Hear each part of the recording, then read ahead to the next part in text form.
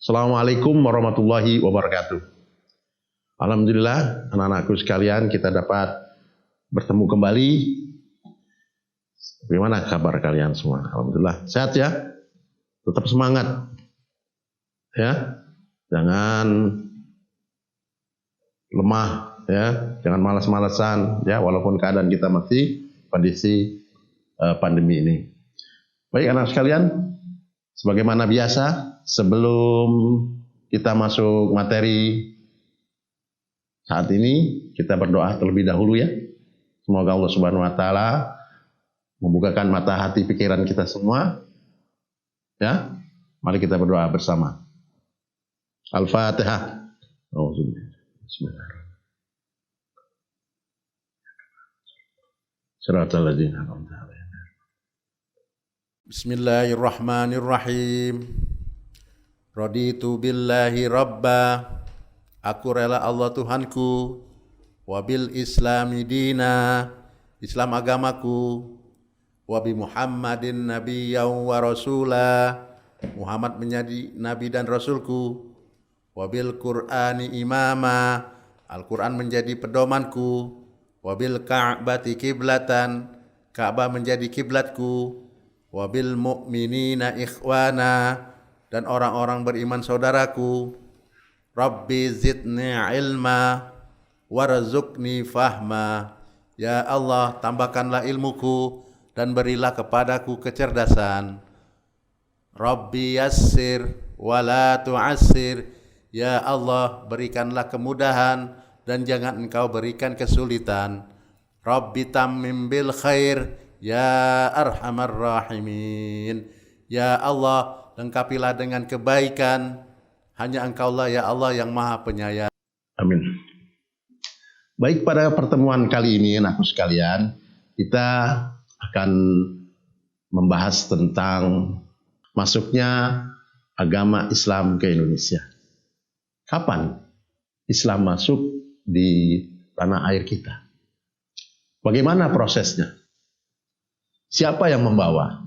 Kita akan berkaji, kita akan membuka mata hati pikiran kita untuk mempelajari proses. Yang pertama adalah bagaimana prosesnya Islam bisa masuk ke Indonesia dan bagaimana agama Islam bisa diterima oleh bangsa kita. Baik, yang pertama adalah dengan cara perdagangan. Proses masuknya ajaran atau agama yang dibawa Nabi Muhammad SAW adalah melalui perdagangan. Bagaimana perdagangan bisa terjadi? Ya. Karena letak Indonesia ketika itu sangatlah strategis di jalur perdagangan.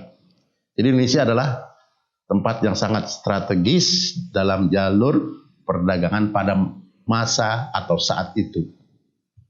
Sehingga Indonesia sering dilalui atau disinggahi para pedagang saudagar dunia. Termasuk saudagar muslim tentunya. Banyak dari mereka yang kemudian menetap di Indonesia atau di Nusantara ketika itu.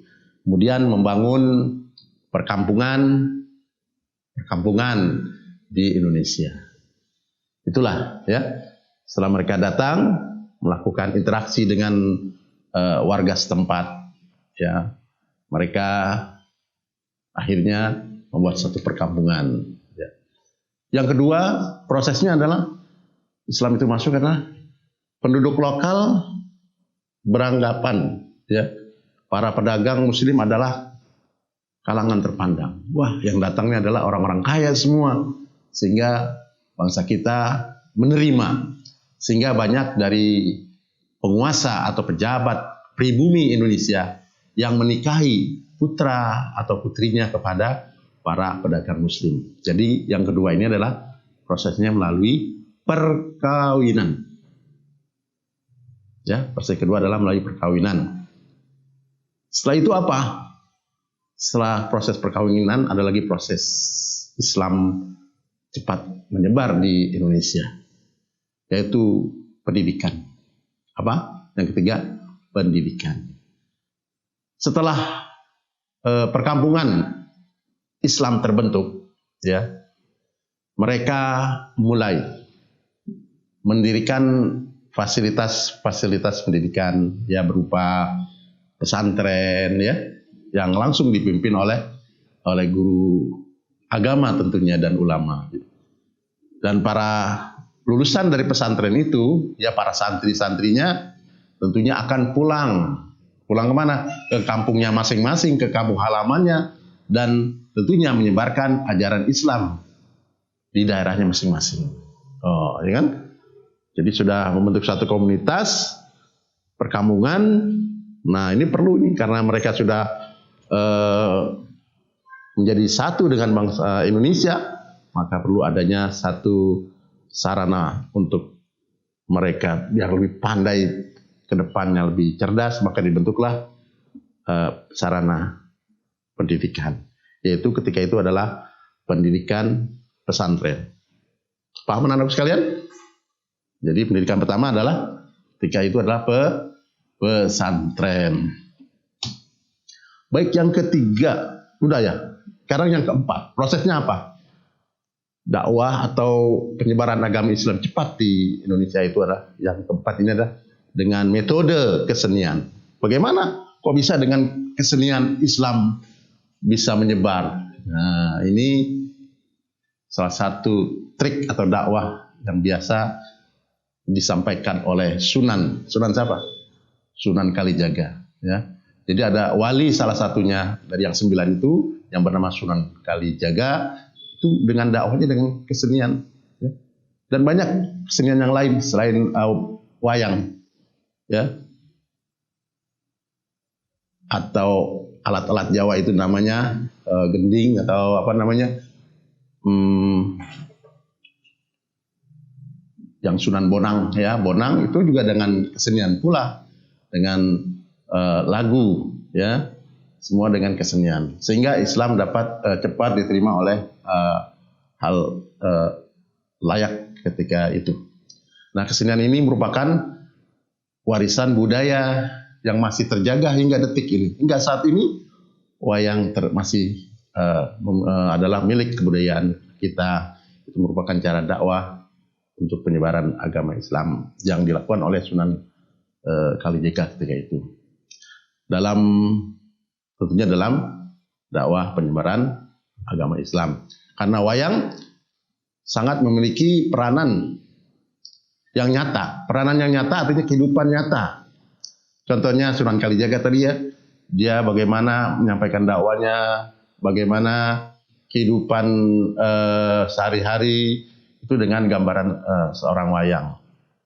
Bagaimana ajaran Islam, bagaimana syahadat, semua ada pada peranan wayang lakon tersebut. Jadi kesenian bisalah dijadikan proses bagaimana cara perkembangan ajaran Islam yang begitu cepat di Nusantara dan diterima langsung oleh penduduk lokal. Anak-anak sekalian sudah paham ya prosesnya? Jadi ada berapa? Ada 4. Bapak ulangi lagi, melalui prosesnya perdagangan, kedua perkawinan, ketiga pendidikan, dan keempat kesenian. Hanya ini yang dapat Bapak sampaikan. Semoga dapat dicerna. Kita akan lanjutkan minggu depan. Terima kasih atas perhatiannya. Wassalamualaikum warahmatullahi wabarakatuh.